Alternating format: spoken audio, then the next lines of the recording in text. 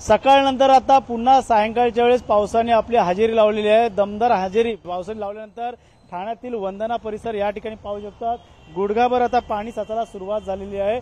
यामध्ये आता सायंकाळच्या वेळेस घरी परतताना या ठिकाणी दुचाकी असेल या तीन चाकी रिक्षा असेल अनेकांना त्याचा फटका बसत आहे। त्यामुळे तारेवरची कसरत करावी लागत आहे। ठाणेकरांना सायंकाळच्या वेळेस आता घरी जाताना तारांबळ उडालेली आहे। पाहायला गेलं तर मुसळधार आणि अतिमुसळधार पावसाचा इशारा हवामान खात्याने वर्तवला होता। कोकण पट्टा असेल ठाणे पालघर या भागात पाऊस पडण्याची शक्यता वर्तवली होती।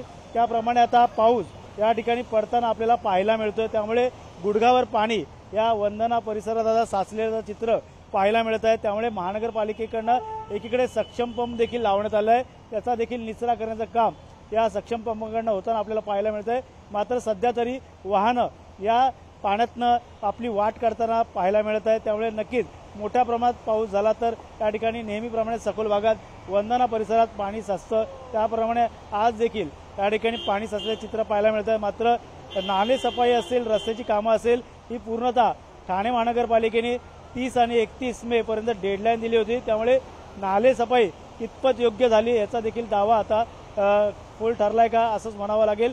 मात्र पाहायला गेलं तर या ठिकाणी आता मोठ्या प्रमाणात पाणी साचल्यामुळे या ठिकाणी आता ठाणेकरांना पाण्यातनं वाहन चालवताना नक्कीच कसरत करावं लागते, सामना करावा लागतो। त्यामुळे महानगरपालिकेच्या वतीने वेळोवेळी अनेक सखोल भागात आता सक्षम पंप असेल ते देखील बसवण्यात आले। मात्र सक्षम पंप देखील पाणी निचरा करण्याचं काम करत आहे। मात्र पाणी हे ओसरताना कमी प्रमाणात दिसत आहे। त्यामुळे नक्कीच पाऊस जसा वाढेल त्यामुळे सखोल भागात अनेक ठिकाणी जे येते पाणी साचल्याचं प्रमाण आपल्याला पाहायला मिळालं। त्यामुळे या पावसामुळे ठाणेकरांना मोठ्या प्रमाणात फटका देखील बसताना आपल्याला वाहतुकीवरती बसताना पाहायला मिळत आहे।